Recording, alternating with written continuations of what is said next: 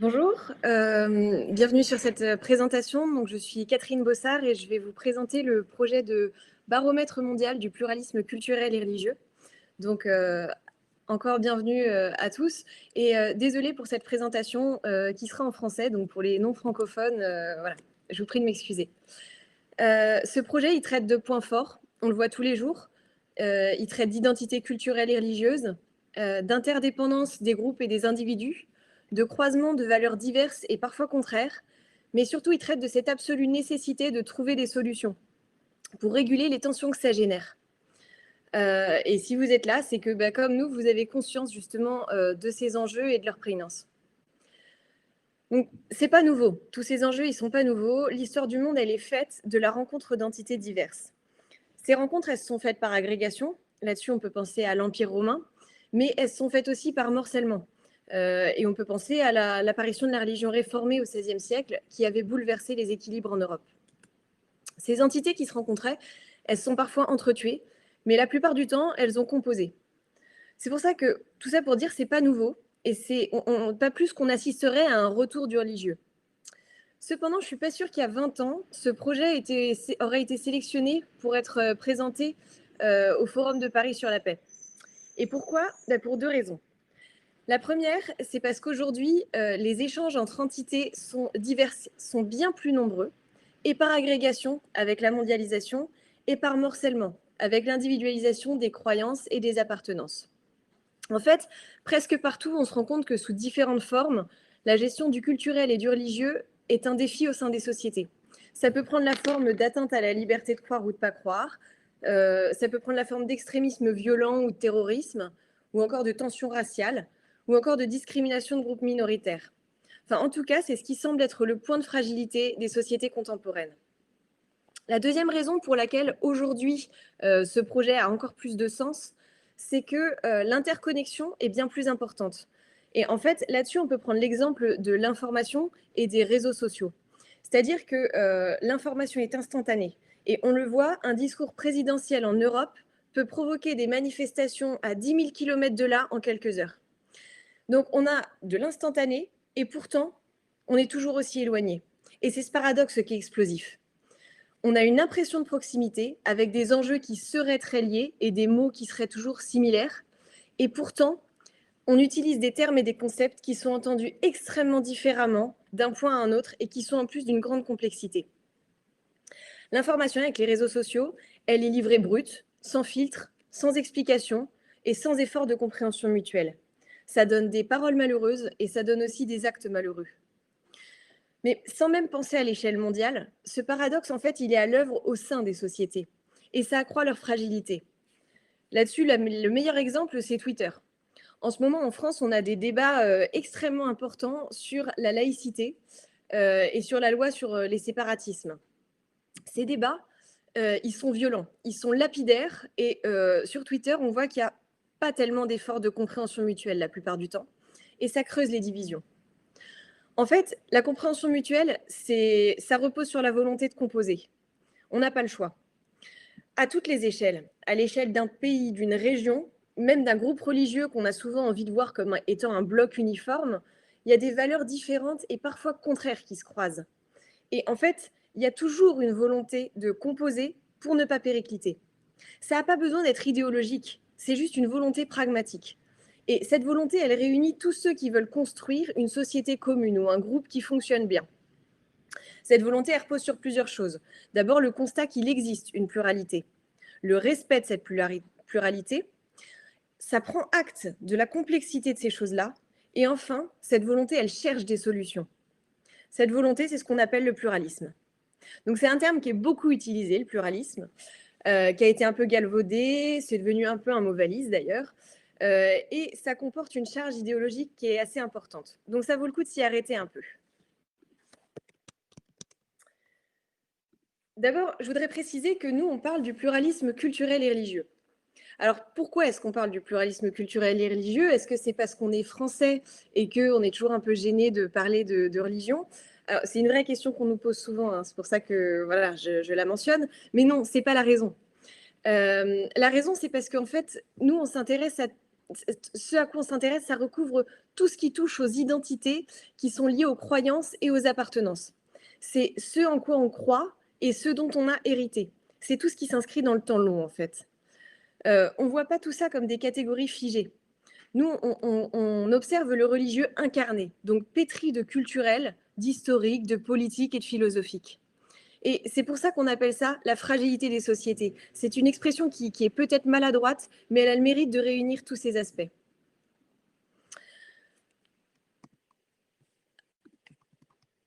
Alors, qu'est-ce que le pluralisme?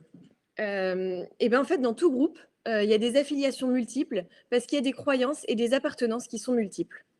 Alors, si on ajoute à ça la combinaison d'identités plurielles, on trouve jamais de groupe absolument homogène. Et ça, c'est le cas à toutes les échelles, à l'échelle mondiale, à l'échelle régionale, nationale, mais même à l'échelle familiale. En fait, la diversité, c'est un état de fait. On peut l'apprécier, on peut la haïr, on peut tenter de la gommer, mais dans tous les cas, ça relève du descriptif, de l'état de fait. L'homme, c'est un animal social. Et donc, les entités, les individus et les groupes, ils sont interdépendants, à des degrés plus ou moins importants. Ça peut être parce qu'ils ont un espace partagé. Ça peut être parce qu'ils sont descendants d'un héritage commun ou d'une histoire commune. Ça peut être aussi parce qu'ils s'unissent face à un danger commun. Ça peut être parce qu'ils entretiennent des liens économiques. Ou alors parce qu'ils partagent un bien, par exemple un puits, une forêt ou un lac. Mais dans tous les cas, les individus, ils ressentent ce besoin de s'organiser de façon collective. Et c'est pragmatique avant d'être idéologique. Donc une fois qu'on a le fait qui est la diversité et le besoin qui est l'organisation collective, il y a une dynamique qui doit se mettre en place. Et c'est celle de la conciliation des intérêts. En fait, il s'agit de mettre en place des mécanismes de régulation entre les intérêts particuliers et la recherche d'une unité dans un projet de société commun. Ainsi, en fait, le pluralisme, ça désigne une organisation sociale qui respecte la pluralité et les particularités des entités diverses et qui la compose en les unissant dans un projet commun. En fait, c'est l'art de faire de l'un avec du multiple et de respecter la multiplicité au sein de l'un. C'est une réelle dynamique, c'est un projet de société et souvent on oublie que c'est d'abord pragmatique. Donc le pluralisme, c'est l'art de trouver l'équilibre entre deux pôles d'intérêt qui sont parfois divergents et que vous voyez représentés sur la présentation là, sous forme de balance. D'un côté, vous avez ce qui représente l'un, le collectif, et de l'autre, vous avez ce qui représente le multiple, donc les intérêts particuliers. Ce n'est pas forcément contraire d'ailleurs, mais c'est toujours en tension. D'un côté, vous avez ce qui forme un projet de société commun, et de l'autre, vous avez les droits et les libertés qui sont octroyés aux individus. Alors, quand la balance elle est déséquilibrée du côté du commun, on a tendance à un pluralisme de fusion, avec un risque d'uniformisation. C'est le cas un peu des pays qui privilégient la cohésion sociale au détriment des libertés individuelles. C'est d'ailleurs souvent ce qui est reproché à la France. De l'autre côté, quand la balance penche du côté des identités particulières, on a une juxtaposition des individus et des groupes, avec un risque de communautarisme et de repli identitaire. Là, c'est le commun qui est en danger. Au milieu, vous avez une balance qui est parfaitement équilibrée et qui, évidemment, n'existe pas. Il s'agit d'un idéal vers lequel tendre et c'est une théorie, donc le pluralisme ordonné, qui a été pensée par Mireille Delmas-Marty, qui est la présidente d'honneur de l'Observatoire Pharos, et donc qui relevait du domaine du droit. Chaque société est différente. Chaque société est marquée par des vecteurs historiques, culturels et philosophiques qui lui sont propres. C'est pourquoi il n'existe pas un unique modèle de pluralisme. Il y en a de multiples formes, comme autant de mécanismes de régulation qui ont été façonnés pour s'organiser en société. Cependant, il y a quand même un tronc commun qui garantit l'équilibre entre les deux pôles, c'est la règle de droit. Sans règle de droit, on ne peut pas avoir de pluralisme. Je vous laisse imaginer un peu chacun ce qui compose les deux plateaux de la balance dans votre propre société. Donc le pluralisme, c'est cette recherche de volonté, mais c'est aussi cette recherche d'équilibre, mais c'est aussi la volonté de l'atteindre. C'est la volonté de ceux qui gouvernent et la volonté de ceux qui composent la société. Donc concrètement, ça se joue comment? Eh bien, comme je viens de le dire, il y a deux niveaux d'acteurs. Vous avez le système d'organisation, c'est-à-dire ceux qui gouvernent la société, ou ceux qui gouvernent le système. Et vous avez les individus et les groupes qui le composent, c'est-à-dire le bas. À partir de ces deux niveaux d'acteurs, vous avez trois directions dans lesquelles se joue le pluralisme. Vous avez le top-down, donc depuis ce qui représente le commun, vers les individus et les groupes. Ça peut être donc la gouvernance, la nature du pouvoir, la gestion structurelle de la diversité, la garantie de respect et de protection des libertés individuelles, la législation et l'efficacité du système juridique. Ensuite, vous avez le bottom-up, donc c'est depuis les individus et les groupes jusqu'au commun. C'est la capacité de représentation des individus et des groupes dans ce système. C'est le sentiment de citoyenneté, la disposition des individus à participer à un projet commun, à l'inverse justement des mouvements séparatistes. C'est la confiance des individus dans les institutions politiques, juridiques, etc. Et enfin, dernier niveau, c'est le niveau horizontal. Donc c'est entre les individus et les groupes. Et là, ça recouvre les interactions, le respect mutuel, la perception de soi dans la société, mais aussi des groupes qui m'entourent, la confiance mutuelle, le dialogue, la coopération, etc. Observer le pluralisme, c'est observer ce qui se joue et les engagements qui sont à l'œuvre dans ces trois dimensions. Un partenaire malien m'a dit il y a quelques mois, le lien social, c'est la dernière chose qui reste quand tout est failli. Et il savait de quoi il parlait. Quand le haut et le bas partagent une volonté de pluralisme, que celui-ci s'applique dans les trois dimensions, la société, elle est solide. Elle est capable d'amortir des chocs entre des valeurs diverses pour préserver le bien commun. Une société pluraliste, elle est solide et par là, elle accroît même sa capacité à résister à des chocs exogènes. Finalement, une société pluraliste, c'est une société qui est résiliente. Les chocs dont je vous ai parlé en introduction, ils fragilisent les sociétés sur leur capacité de pluralisme. Donc, les sociétés sont menacées justement sur ce qui peut les rendre résilientes. Finalement, le pluralisme, c'est pas seulement la problématique et c'est pas seulement un symbole passif qui serait attaqué.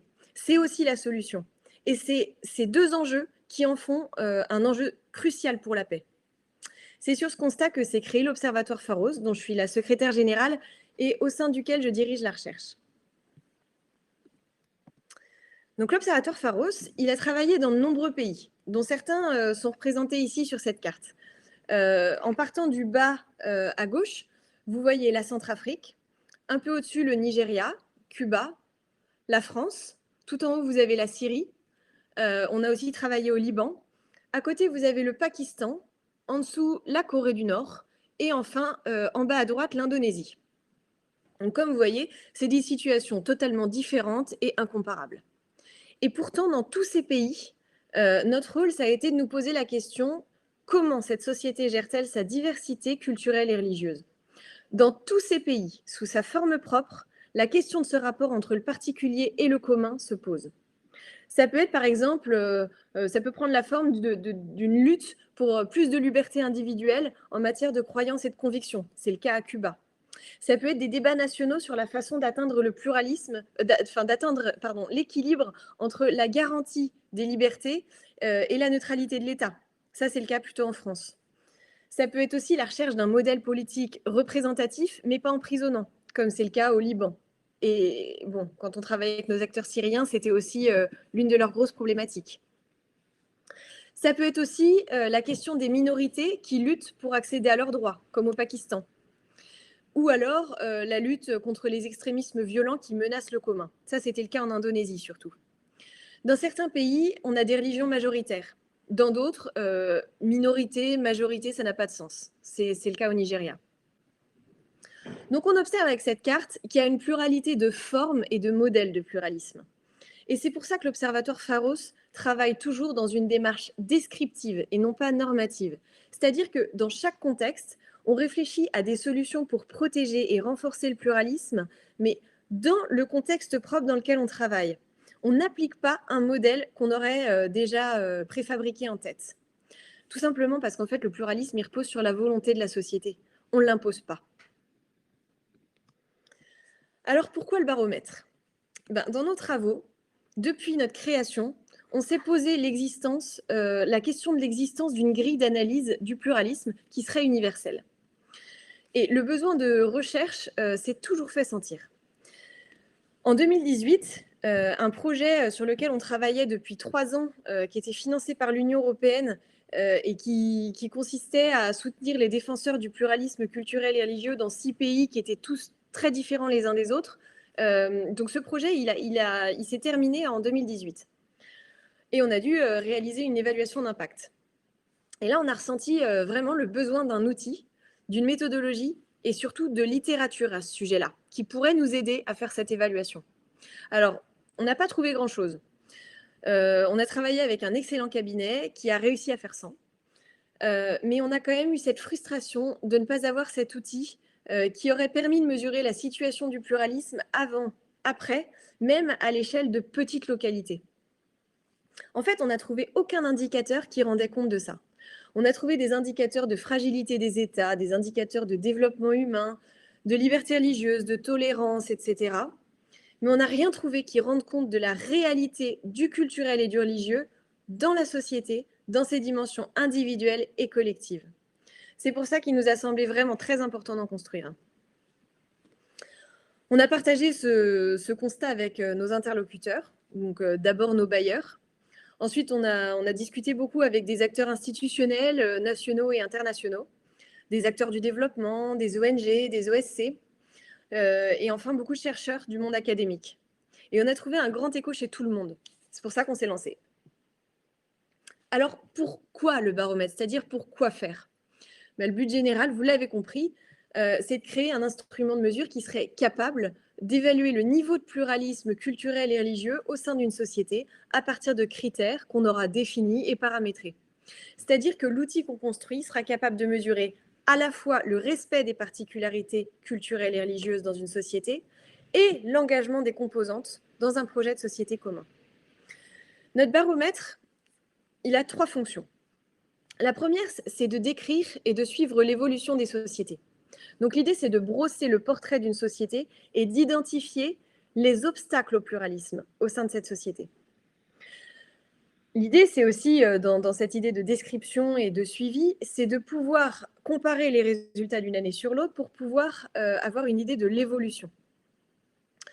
Et enfin, on a besoin d'informer, c'est-à-dire que les résultats seront publiés et diffusés pour permettre une meilleure connaissance d'autres contextes et une meilleure compréhension des phénomènes identitaires. La deuxième fonction du baromètre, c'est de prévenir des crises et des conflits. On est convaincu qu'en identifiant les changements profonds et en pouvant remarquer à l'avance les fragilités apparues ou accrues, on sera capable d'alerter et d'agir avant que les drames se déclenchent. Donc ces drames, c'est les violences, les conflits, les massacres au sein des sociétés, les répressions ou les génocides. La troisième fonction de ce baromètre, évidemment, c'est de permettre le dialogue sur une base commune qui était jusqu'ici inexistante, surtout à l'échelle internationale. C'est pour ça qu'on va mettre l'accent sur la contextualisation. Parce qu'en fait, sans connaissance d'un contexte qui est différent, quelle grille de lecture j'adopte pour lire des événements? Tout simplement la seule que je connais. Et c'est exactement l'exemple du rapport entre politique, religion et liberté d'expression. Sans outil de compréhension, de traduction qui explique l'histoire, les fondements philosophiques, etc., tout ce qui a façonné une vision dans un pays, comment imaginer que le dialogue d'il y a quelques jours entre Emmanuel Macron et le monde musulman ne soit pas biaisé? C'est impossible. Donc l'idée, elle est évidemment pas d'uniformiser les pensées, mais il est urgent de rendre plus accessible la compréhension de cette complexité. C'est un enjeu de sécurité mondiale, mais surtout, c'est un enjeu intellectuel et anthropologique majeur. Alors, qu'est-ce que le baromètre concrètement? Excusez-moi, c'est revenu au début. Voilà. Qu'est-ce que le baromètre concrètement? Le baromètre, c'est d'abord une méthodologie. C'est un ensemble de critères qui sont paramétrés et pondérés et qui prennent en compte les 3 dimensions du pluralisme. Ça repose sur l'analyse et l'observation à la fois des faits, mais aussi des perceptions. Parce qu'en fait, on se rend compte et on observe souvent qu'au-delà des faits, c'est les perceptions qui font basculer une société. Et en fait, la recherche va nous permettre de définir comment justement saisir au mieux ces perceptions. Cette méthodologie, elle sera composée d'abord d'une partie justement composite avec une combinaison de données qui sont déjà existantes et une partie recueil des données justement pour tout ce qui touche à la perception. Pour ça, on va mobiliser les méthodes mixtes de recherche en combinant des données quantitatives et qualitatives. Cette méthodologie, elle sera également flexible pour pouvoir être mobilisée à différentes échelles et dans différents objectifs. Et enfin, toutes les mesures seront faites avec un partenaire local. L'idée n'est pas de le faire depuis Paris ou Beyrouth. Ces partenaires locaux, ce sera des partenaires académiques ou alors des OSC qui auront une forte dimension recherche. Ensuite, le baromètre, c'est un rapport. C'est un rapport bisannuel qui présentera le profil des pays avec des résultats qui seront détaillés par critères et qui seront contextualisés. Pour chacun de ces pays, on attribuera une notation, un peu à la manière des agences de notation financière. Alors pourquoi de la notation? Mais parce que ça nous a semblé être la façon la plus pertinente de faire état des situations. Vous l'avez compris, l'idée, c'est pas de produire un classement selon une prétendue norme de pluralisme. Sinon, il faut imaginer, dans quel ordre est-ce que vous placeriez les États-Unis et l'Inde sur une échelle de valeur qui serait universelle? C'est totalement impossible et c'est même pas souhaitable en fait. Notre démarche à nous, elle s'inscrit dans un positionnement relatif et non pas dans un score absolu. Les résultats, ils seront donc entendus en relatif, c'est-à-dire mis en comparaison, et ça de plusieurs manières.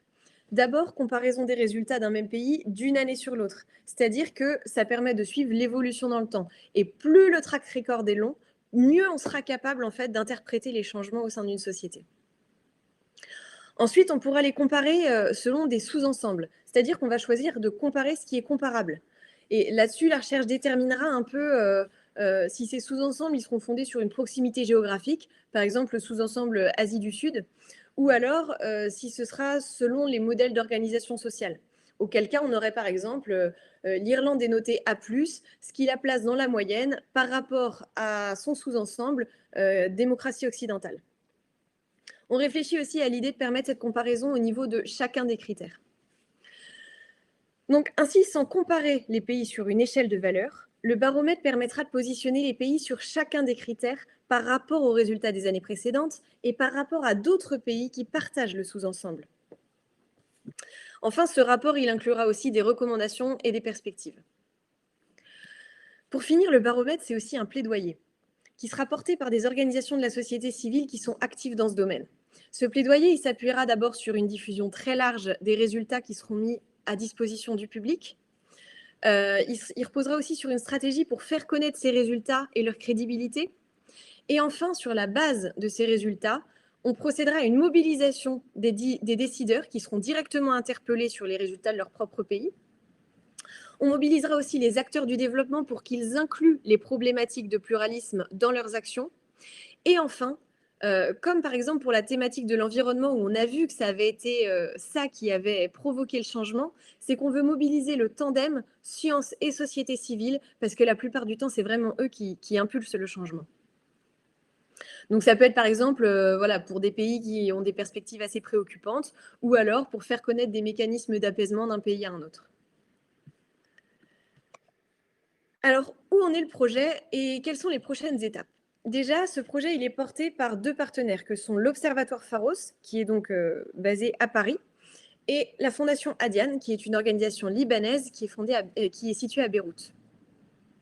Aujourd'hui, on se situe à la charnière entre la phase exploratoire et la phase pilote. Donc pendant 1 an, on a étudié la pertinence et la faisabilité de cet indicateur. Là, on lance une recherche de 18 mois qui va construire la méthodologie.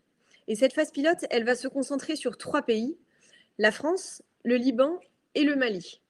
Dans chacun de ces pays-là, on va travailler avec des partenaires académiques associés. Notre objectif, c'est d'avoir produit la méthodologie et de pouvoir sortir le premier rapport sur les 3 pays à l'été 2022. Ensuite, on entrera dans une phase de développement et c'est là qu'on débutera l'action de plaidoyer à proprement parler. Notre objectif, c'est d'y aller progressivement, d'intégrer progressivement des pays et d'atteindre 50 pays en 2025. Donc à cet horizon, en 2025, le baromètre il permettra de faire mieux connaître les enjeux de pluralisme. Il permettra d'offrir des outils de compréhension, tant pour les décideurs que pour les acteurs de la société civile, et puis pour les acteurs du développement. En tant qu'outil de suivi, il permettra de prévenir des conflits et des violences en alertant sur les indicateurs préoccupants.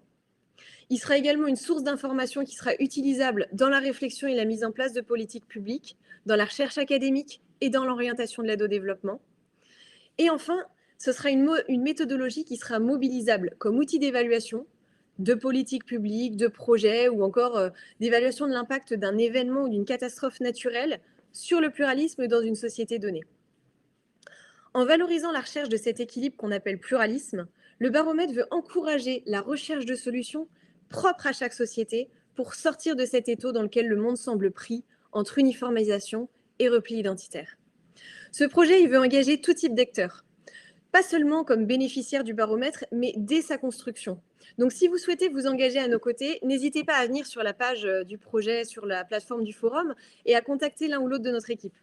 Et puis, si vous voulez juste discuter ou en savoir plus, on sera aussi très heureux de vous répondre. Je vous remercie de votre attention. Encore un grand merci aux organisateurs du forum. Et puis là, on reste quelques minutes. Si vous voulez, je vais prendre quelques questions.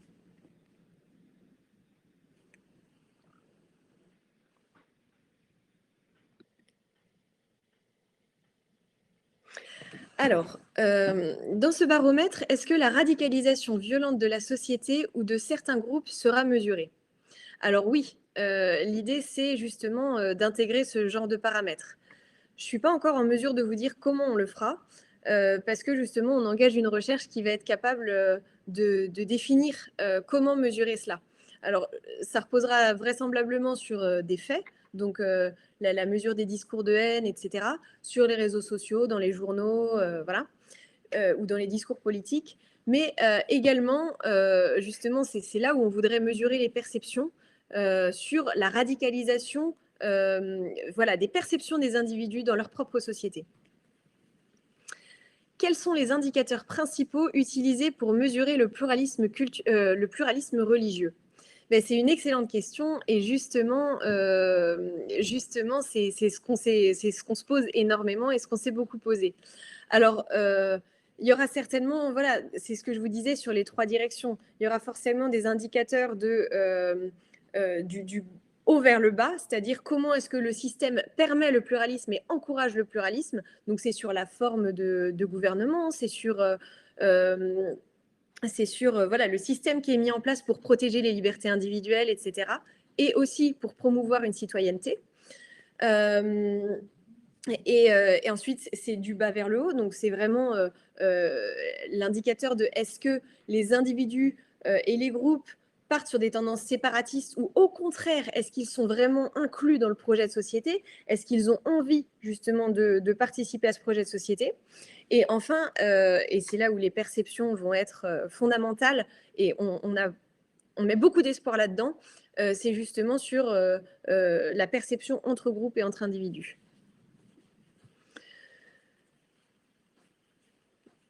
Alors, quel est le profil des chercheurs avec lesquels on travaille? Eh ben, c'est hyper varié, c'est interdisciplinaire, ça on y tient beaucoup. Par exemple, au Mali, la recherche elle est menée par un anthropologue, mais il travaille avec une économiste.